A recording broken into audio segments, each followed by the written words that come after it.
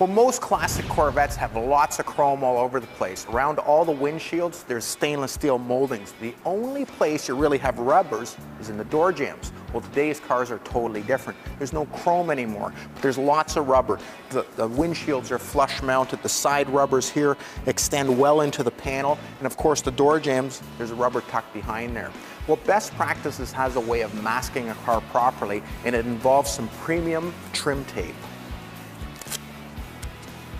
The beauty of this tape here is it's got about 3/4 of an inch of Mylar, which slides underneath the rubber and doesn't catch. And it allows you to kind of lift the rubber up and out of the way. Then the sticky portion of the tape can be stuck down to either the glass or the bodywork itself. Nice way to get the rubber up and out of the way and get paint right underneath it. One of the things with Best Practices is making sure there's no overspray in the door jambs, and one of the ways to do it is with this premium foam tape. The nice thing with this foam tape is the fact that it's got a split up the middle, and it also has an offset sticky portion here in it. It's about 20 mils wide, which is great for the A-pillar. It's pretty simple to put on, and it makes sure that there's no overspray in the jamb.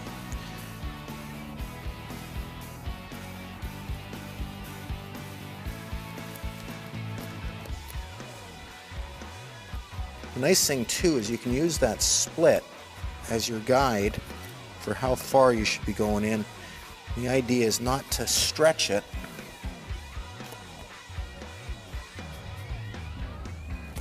You want to just get it behind there.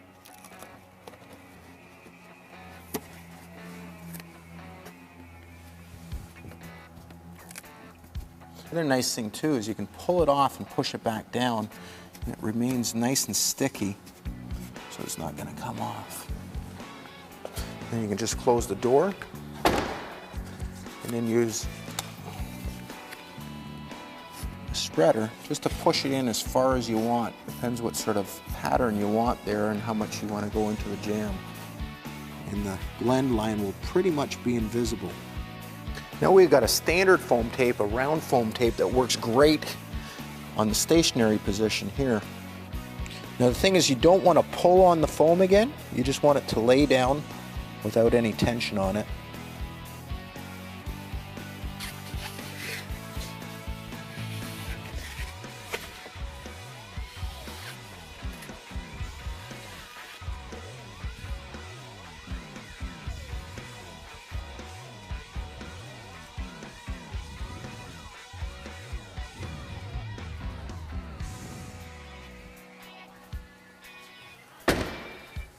You can use the spreader again just to adjust the foam to where you're happy with it.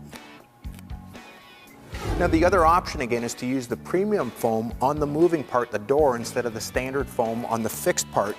And it's a slick way as well. And what you want to make sure is just that you have the sticky part just going to the edge so you don't get any hard lines.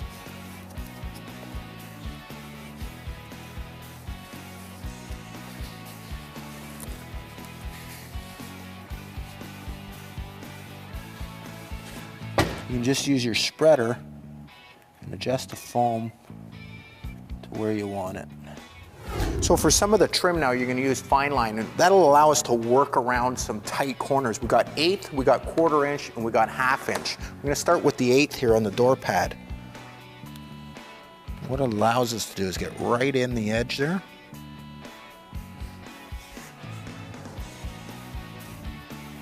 Okay, we're going to do the same around the mirror, trying to get it in as tight as we can.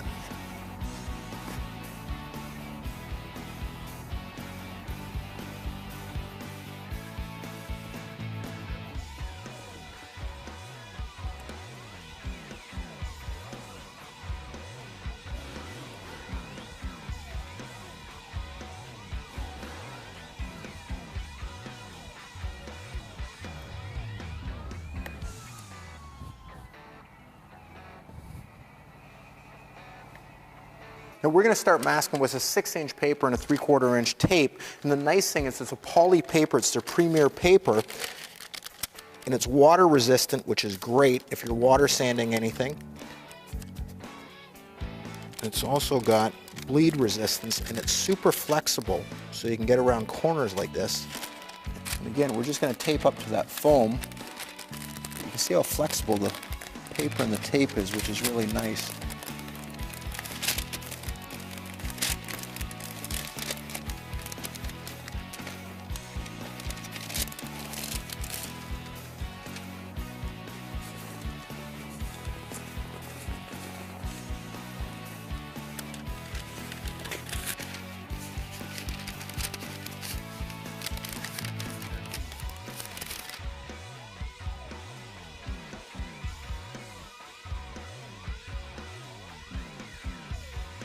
Now we're going to bag the entire car, and the nice thing again, it's a poly coating so it clings, you can tape over it, and it's Corona treated, which means the paint sticks to it, doesn't flake off as it gets twisted and moved around.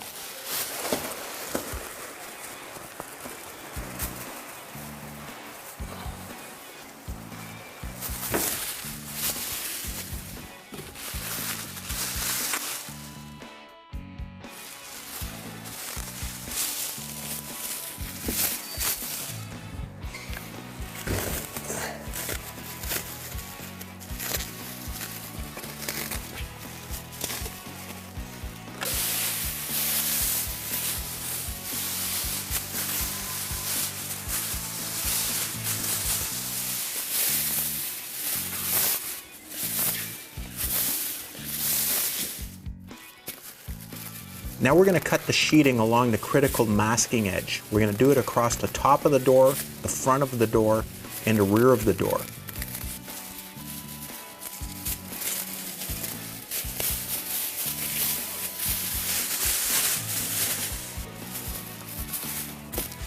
Now the tape,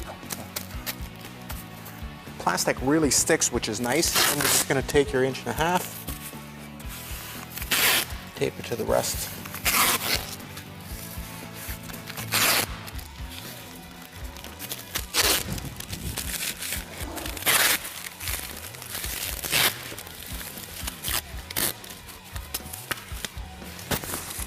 And we're good to go. That's best practices for masking.